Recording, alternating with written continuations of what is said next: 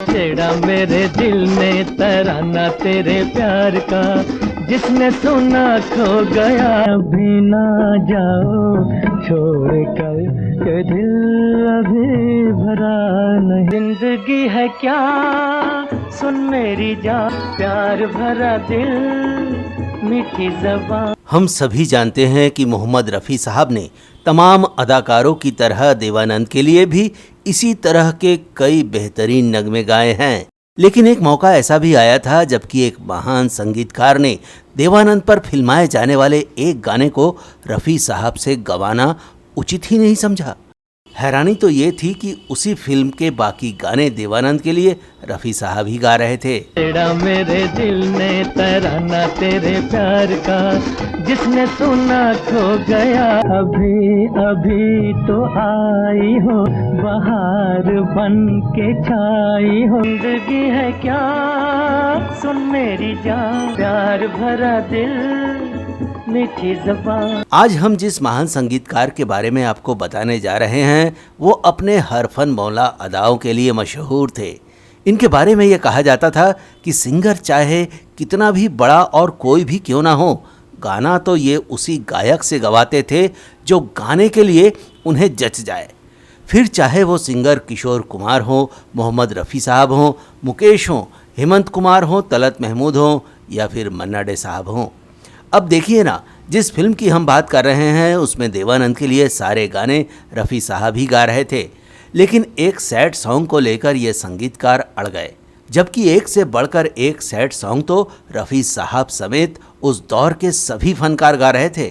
आप खुद देख लीजिए। तब दर्द नहीं था सीने में, तब खाक मजा था। अगर बेवफा तुझको पहचान जाते, जिंदगी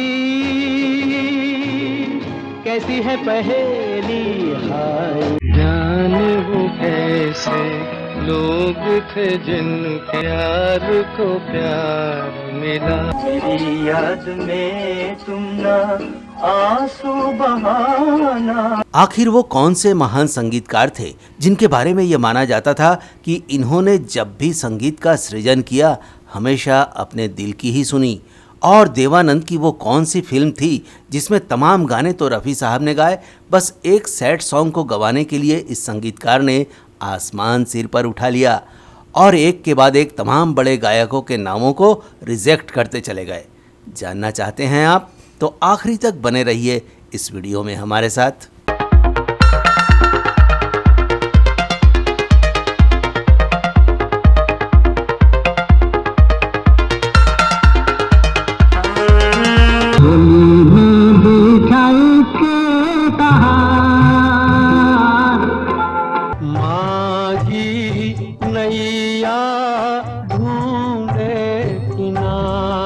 जी हाँ दोस्तों, ये महान संगीतकार थे एस.डी. बर्मन।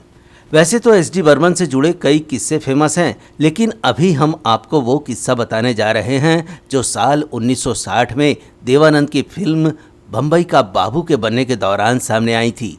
बात उन दिनों की है जबकि इस फिल्म के संगीत को लेकर काम चल रहा था। इस फिल्म में उस समय की मशहूर अभिनेत्री सुचित्रा सेन को देवानंद के अगेंस्ट कास्ट किया गया था और इस फिल्म के प्रोड्यूसर डायरेक्टर थे राज खोसला साहब।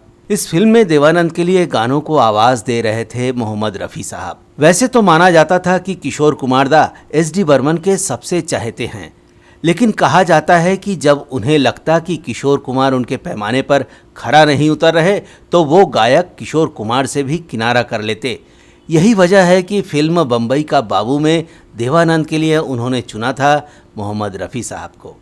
इस फिल्म में मोहम्मद रफ़ी साहब के 3 बेहद खूबसूरत गाने थे। दीवाना मस्ताना हुआ दिल जाने कहाँ होके बाहर आई। मन में लहर उठा किसकी अदाओं से, तुम कोई मिले नसीब ही नहीं। दोस्तों, इस फिल्म में एक गाना ऐसा भी था जिसे बैकड्रॉप यानी कि बैकग्राउंड में बजना था। गाने के बोल थे, चल रही सजनी अब क्या सोचे। इस गाने को लिखा था मजरू सुल्तानपुरी ने।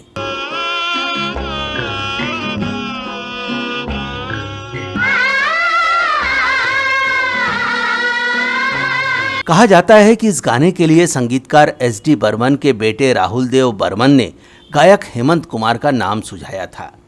बेटे की बात सुनने के बाद एस.डी. बर्मन ने हेमंत कुमार का तब का गाया लेटेस्ट गाना सुना और ये कहकर हेमंत कुमार के नाम के प्रस्ताव को खारिज कर दिया कि हेमंत कुमार की आवाज़ अब कमज़ोर पड़ गई है। जबकि हेमंत दा भी उस समय एक से बढ़कर एक गाने गा रहे थे और देवानंद के लिए भी गा रहे थे। याद किया दिल ने कहा हो तुम, प्यार से पुकार लो जहां हो तुम। इसके बाद एस.डी. बर्मन के सामने गायक मन्ना डे के नाम का प्रस्ताव रखा गया, लेकिन एस.डी. बर्मन ने उन्हें भी ये कहकर नकार दिया कि गाना चल रही सजनी की धुन में मन्ना डे साहब की आवाज़ नहीं जचेगी।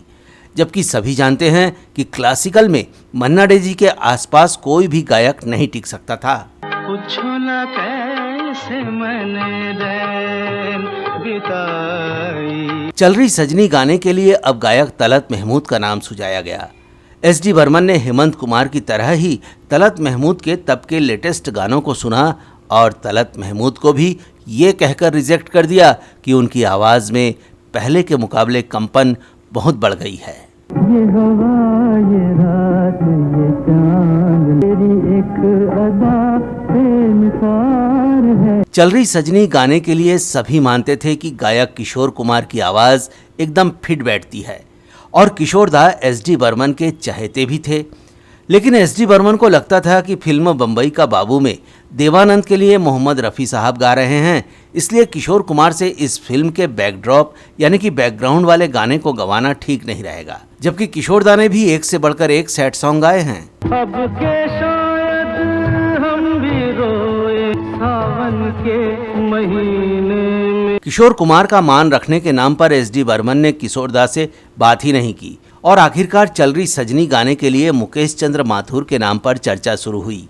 मुकेश जी के नाम पर एस.डी. बर्मन राजी तो हो गए, लेकिन जब गाने के रिहर्सल के लिए मुकेश जी उनके घर पहुंचे तो अपनी आदत के अनुसार बिना लाग लपेट के एस.डी. बर्मन ने मुकेश जी से साफ साफ कहा कि देखो मुकेश, मैंने तुम्हें रिहर्सल पर बुलाया तो है, लेकिन मैं ये वादा नहीं कर सकता कि चल रही सजनी गाने को मैं तुमसे गवाऊंगा ही गवाऊंगा। यदि रिहर्सल के दौरान भी कहीं पर मुझे लगा कि ये गाना तुम्हारी आवाज़ पर ठीक नहीं लग रहा है तो मुझे ये अधिकार होगा कि मैं तुम्हारा गाना नहीं रखूं। तो मुकेश जी बोले, इसमें कहने की क्या बात है, ये अधिकार तो आपके पास हमेशा से है। मैं तो सिर्फ ये सोच रहा हूँ कि आपने मुझे 12 साल बाद एक बार गाने के लिए फिर से बुलाया है, इसलिए आप एकदम भरोसा रखिए कि मैं अपना सर्वश्रेष्ठ ही दूंगा। इसके बाद भी एक कंपोज़र के तौर पर यदि आपको लगता है कि गाना ठीक नहीं हो पा रहा है तो ये आपका अधिकार है कि आप मेरा गाना फिल्म में रखें या किसी और से गवा लें। हम सब जानते हैं कि मुकेश जी ने ये गाना गाया और ऐसा गाया कि हमेशा हमेशा के लिए अमर बन गया। चल रही सजनी अब क्या सोचे, कजरा ना बह जाए रोते रोते। तो दोस्तों, महान संगीतकार एस.डी. बर्मन ने इस गाने की नब्ज को ऐसा पहचाना था कि वो जानते थे कि रफ़ी साहब शायद इस गाने के साथ इंसाफ नहीं कर सकेंगे। इतना ही नहीं, इस गाने को अमर बनाने के लिए उन्होंने तमाम गायकों के नामों के सुझावों को भी दरकिनार कर दिया था। यहाँ तक कि मुकेश चंद्र माथुर से भी अपनी ही शर्तों पर गाना गवाया। ऐसे ही ये गाना आज तक लोगों के दिलो दिमाग पर छाया हुआ नहीं है। आबुल पछताए हाथों को मल के, काहे दिया परदेस टुकड़े को दिल के। इस पेशकश में इतना ही दोस्तों, बने रहिएगा हमारे साथ। हम जल्द हाजिर होंगे आपके लिए फिल्मी दुनिया से जुड़ी ऐसी ही मज़ेदार किस्से और कहानियाँ लेकर। नमस्कार दोस्तों। ममता का चल गुड़ियों का कंगना, छूट गया रे।